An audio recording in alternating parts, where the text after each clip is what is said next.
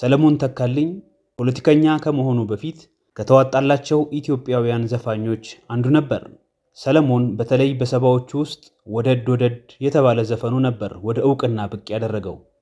ሰለሞን ኢህአዴጎች ኢትዮጵያን እንደተቆጣጠሩ በስደት ወደ አሜሪካ ሀገር ሎስ አንጀለስ ከተማ ከሄደ በኋላ ሁሉም 00 የሚል ዘፈኑን አወጣና ታዋቂነትን አተረፈ።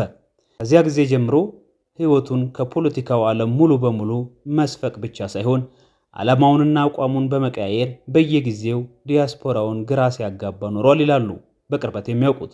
በራሱ ላይና በእጁ ላይ የባንዲራ መሐረብ በማሰር በየአደባባዩ ከመታየቱም ሌላ በየሬዲዮ ጣቢያዎች ውስጥ ጸረ ኢህአዴግ አስተያየቶችን እየሰጠ ከዘፋኝነት ወደ ሙሉ ጊዜ ፖለቲከኛነት በይፋ ተሸጋገረ። በዚህም ሳይበቃው እንደ አውሮፓውያኖቹ አቆጣጠር በ2007 ዓ.ም ወደ አስመራ በመጓዝ ከአቶ ኢሳያስ አፈወርቂ ጋር በመገናኘት እንዴት ወያኔ መወገድ እንዳለበት ተመካከረ። ከአቶ ኢሳያስና ከካቢኔ አባሎቻቸው ጋር አብረዋቸው የማስታወሻ ፎቶዎችን ተነሳ። በሶስት ተከታታይ ልዩ ፕሮግራም በኤርትራ ቲቪ የአማርኛ ቋንቋ ስርጭት አቶ መለስን እንዲሁም ወያኔን ሲዘልፍና ሚስጥር ብሎ ያለውን ሁሉ ተናገረ። አረንጓዴ ነብርማ ወታደራዊ ዩኒፎርም ለብሶና ቀይ መለዮ አድርጎ የኢትዮጵያ አርበኞች ግንባር ነን ከሚሉ ከብዙ መቶ ወጣቶች ጋር በእንባ ስሜታዊ የሀገር ፍቅር ዘፈኖችን ሲያዜማ መሸ። በፍጹም አረሳችሁም እያለ ሁሉንም ሲያቅፍና አይዟችሁ ሲል በቪዲዮ ማስታወሻ መቀዳቱ በዩቲዩብ ተመዝግቦ ይገኛል። እንደ አውሮፓውያኖቹ አቆጣጠር በ2008 ድንገት ሰለሞን ተካልኝ ብድግ ብሎ ጓዙን ጠቅልሎ ወደ ሀገር ቤት ገባ። በጊዜው ብዙዎችን አስደነገጠ። ይሁን እንጂ ሰለሞን ተካልኝ የተማመነውን ተማምኖ ኖሯልና ከወያኔ ጋር ቅድመ ስምምነት አድርጎ ኖሮ ገና አዲስ አበባ ኤርፖርት እንደደረሰ የመንግስት ጋዜጠኞች መቅረጸ ድምፃቸውን ይዘው ጠበቁት። ገና እንደደረሰም መሬቱን ዝቅ ብሎ ሳመ።